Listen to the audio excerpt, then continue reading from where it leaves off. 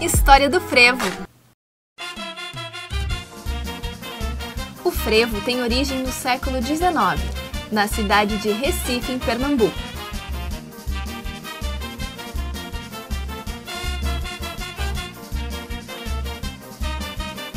Ele foi decorrência da rivalidade entre as bandas militares e os escravos que tinham se tornado livres. A palavra frevo surge como uma corruptela do verbo ferver. Isso porque o frevo é uma dança frenética, de ritmo muito acelerado. O frevo originalmente não tem letra, é só tocado por uma banda.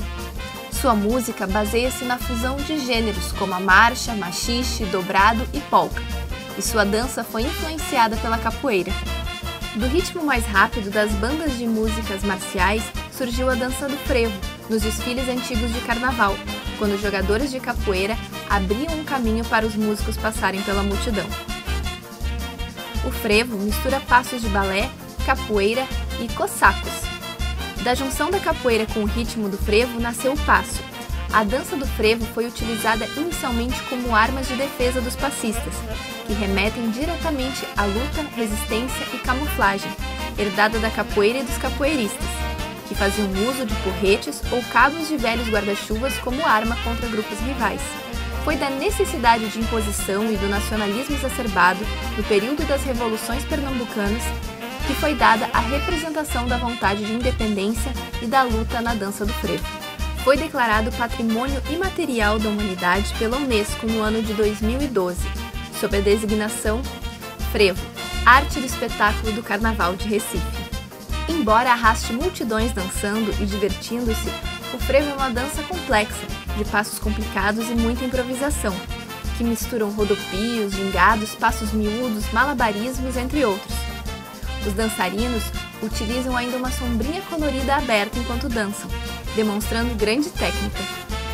A dança do frevo pode ser de duas formas: quando a multidão dança ou quando os passistas realizam os passos mais difíceis de forma acrobática durante o percurso. O frevo possui mais de 120 passos catalogados. E no Carnaval do Frevo não existem escolas de samba, sambas enredo ou trios elétricos. Ou seja, o carnaval é realizado pelo povo, pelas famílias que saem nas ruas para a folia. Dizem que no frevo tem mais de 200 passos. E você, sabe como surgem os passos de frevo? No Recife do século XIX, existiam muitas bandas militares que tocavam pelas ruas e à frente dessas bandas iam grupos de capoeiristas. Esses capoeiras são os grandes criadores do passo. Então começou por ali, com essa influência do capoeirista no passo. Esses passos eles tinham uma qualidade mais agressiva, como o abre-alas, por exemplo. O abre-alas é como se fosse um tapão, um movimento de capoeira que parte de uma das bases da capoeira. E aí, isso aos poucos, esse movimento foi se transformando e de repente o que era golpe vira dança.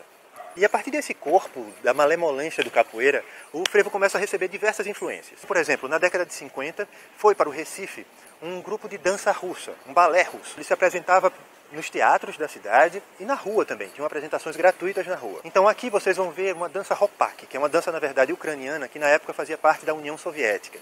Então, parte desses passos também são utilizados no frevo hoje.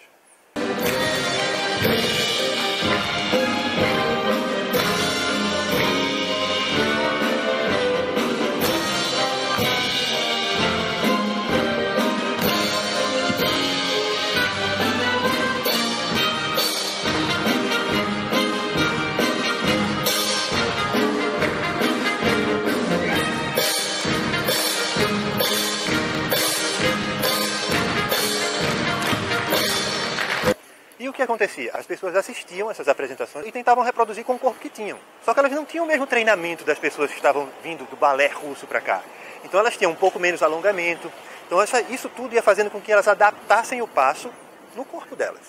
E isso foi o que aconteceu, por exemplo, num passo que a gente chama tesoura no ar. Elas não conseguiam, por exemplo, saltar com as pernas esticadas já partindo do chão. Então o salto acontecia como se fosse um chute no ar. Então ele acontecia e voltava novamente. Uma outra provável influência do passo é, por exemplo, Hollywood. Sim. Então as pessoas assistiam os filmes no cinema e tentavam reproduzir aquilo com o corpo que elas tinham no momento. Aqui agora a gente vai assistir um filme de 1942 chamado Bonita Como Nunca, no qual Fred Astaire dança com Rita Hayworth. E aqui a gente pode ver uma lambida do passo tesoura.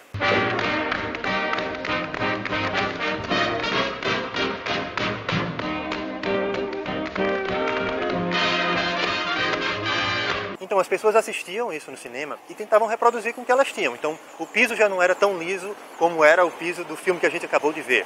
As pessoas dançavam em ruas esburacadas. E lembra que tem essa influência da capoeira, é uma dança muito mais agressiva. Então esse movimento, que é muito mais delicado no cinema, se torna uma coisa um pouco diferente nas ruas. Uma outra provável influência de Hollywood foi o famosíssimo filme Cantando na Chuva, de 1952, no qual Gene Kelly dança, e ali a gente percebe uma partezinha do ponta de pé calcanhar.